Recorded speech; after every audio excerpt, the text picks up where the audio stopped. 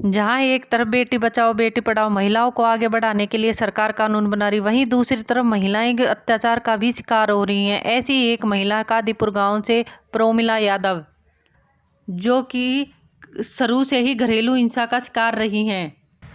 प्रोमिला यादव का कहना कि ससुराल वालों के षड्यंत्र के तहत मेरे ऊपर कई बार हमले भी किए गए हैं।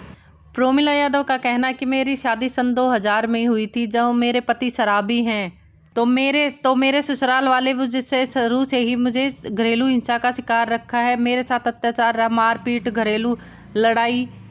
हद तो जब हुई ससुराल वालों के षड्यंत्र के तहत 40 महिलाओं को प्रोमिला यादव के घर पर जाके लाठी, डंडे, हथौड़े, छीने लेकर प्रोमिला यादव पे एकदम से हमला कर देते हैं। और ये सारी तस्वीरें सीसीटीवी कैमरे में कैद हुई हैं। क्या एक पत्नी का पति की संपत्ति पर कोई हक नहीं होता है? क्या महिलाएं ऐसे ही अत्याचार का शिकार रहेंगी?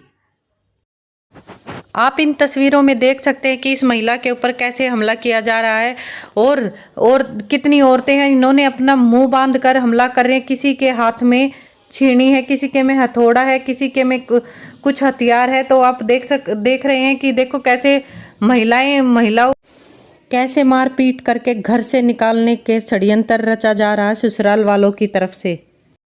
आप देख सकते हैं यहाँ पे कितनी महिलाएं हैं और एक महिला के ऊपर कैसे हमला कर दिया है। ये मकान, जिससे कि इस महिला ने केस से कोर्ट से स्टे मिल चुकी है, स्टे मिलने के बाद भी ये महिलाएं कोर्ट से ताला लगा हुआ ताला तोड़ रही हैं। महिला को घर से निकालने की कोशिश की जा रही है। क्या कोर्ट का, कानून का किसी के अंदर कोई खौफ नहीं है? इन महिलाओं को कोर्ट के ऑर्डर से भी कोई वो नहीं है। ये कोर्ट के ऑर्डर के बाद भी स्टे के ताले को तोड़ने की कोशिश कर रही हैं। इनके अंदर कोई डर नहीं है। मैंने इसने बुलाई है कि मेरे साथ जो नाइंसाफ़ी हुई है ना, ताकि सब लोगों को पता चले कि मेरे साथ हुआ क्या है। मैं प्रोमिला यादव गांव कादीपुर की स्थायी निवासी हूँ। मेरी शादी 2000 में हुई थी। मदन लाल सरपंच थे, उनके बेटे रामपाल से। मैं शुरू से ही घरेलू हिंसा की शिकार रही हूँ। मेरे साथ शुरू से ही मार पीट, झगड़ा वगैरह रहा है। मेरा पति शराबी है, सट्टा खेलता है, लड़की बाज है, दूसरी लड़कियों के पास जाता है।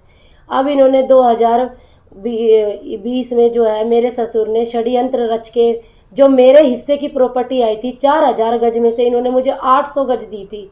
इस 800 गज में से भी 2017 में इन्होंने 300 गज मेरे देवर के नाम चोरी छुपे से कर दी, जिसका मुझे पता भी नहीं चला। और 2020 में जब मैं ये अपने रामपाल के दोस्त जगत बढ़ाना को मेरे ससुर ने षड्यंत्र के तहत 15 करोड़ की प्रॉपर्टी 3 करोड़ में सेल आउट कर दी। और जब मुझे पता चला तहसील में जाके कि इसमें से 300 गज तो मेरे देवर राजपाल के नाम है, मुझे बड़ा ही अचंभा लगा कि 4000 में से भी 800 गज मिली और 800 गज में से भी 300 गज उसको दे दी। बस 500 गज मेरे लिए छोड़ी थी इसने। उसमें से भी ये जब मेरे साथ मारपीट होने लगी, फिर उसके बाद मेरे को स्टे मिली। कैसे भी करके मैंने केस डाला और स्टे मिली। स्टे की ये है, स्टे मिली हुई है 2021 से मिली हुई है इस प्रॉपर्टी पर। 2023 की फरवरी में हमारे गांव के ही अशोक डागर ने ये प्रॉपर्टी अब 12 करोड़ में खरीद ली, जो 15 करोड़ की प्रॉपर्टी है।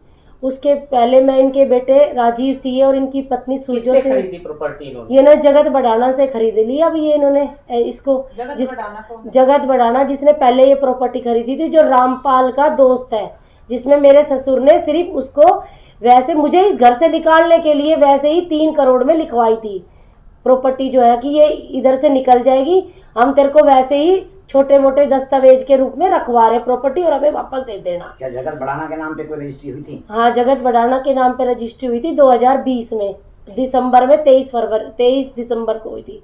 अब उसके बाद ये जो है 23 फरवरी को मैं इनके घर गई। इसके लड़के ने मुझे मना कर दिया कि मैं प्रॉपर्टी नहीं खरीद रहा हूँ।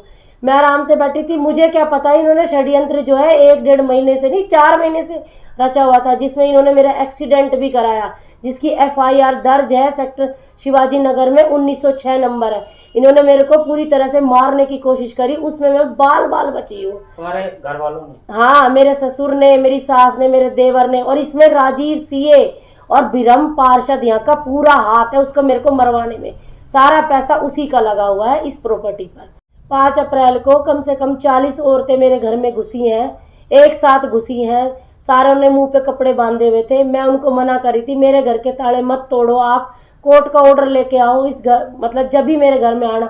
लेकिन उन्होंने ये जो है 10-15 औरतें मेरे साथ एकदम चिपट गई, मेरे मुंह पे थप्पड़ मारे, मेरे पेट में लात मारी, मेरे बाल खींचे, जिसमें वीडियो में है। मैंने किस तरह भी अपनी जान बचा के ऊपर जीने पे भागी हूँ। फिर मैंने 112 पे फ़ोन करी है, पुलिस भी कम से कम 20 मिनट लेट आई है। इतनी देर में तो इन्होंने मेरे साथ बहुत ज़्यादा मारपीट कर दी। मेरा देवर और मेरी सास जो है इनको लेके आए कि तुम लोगों के बस की नहीं है, हम इससे ये घर हम खाली कराएंगे। हालांकि उनका कोई मतलब नहीं था घर में आने का, वो तो मेरे से मतलब जो है 8-9 साल से दूर रह रहे हैं, कोई मतलब ही नहीं है मेरे सास ससुर का। तो जब उन्होंने मुझे मरा ही समझ लिया तो अब मेरे घर में क्यों आते हैं वहाँ पे। क्या चाहते हो? मैं ये चाहती हूँ कि मेरे को इंसाफ मिला जाए। मेरे साथ जो ये मारपीट हुई है ना, ये किसी लेडीज़ के साथ नहीं होनी चाहिए। वो 40 थी और मैं अकेली थी। मेरे साथ जो ये मारपीट हुई है इस पे मैं इंसाफ चाहती हूँ। उन पे सब पे FIR दर्ज हो। 452 मेरे घर में घुसी है, मेरे साथ मारपीट हुई है, उन्होंने बुरी तरह मेरे को मारा है।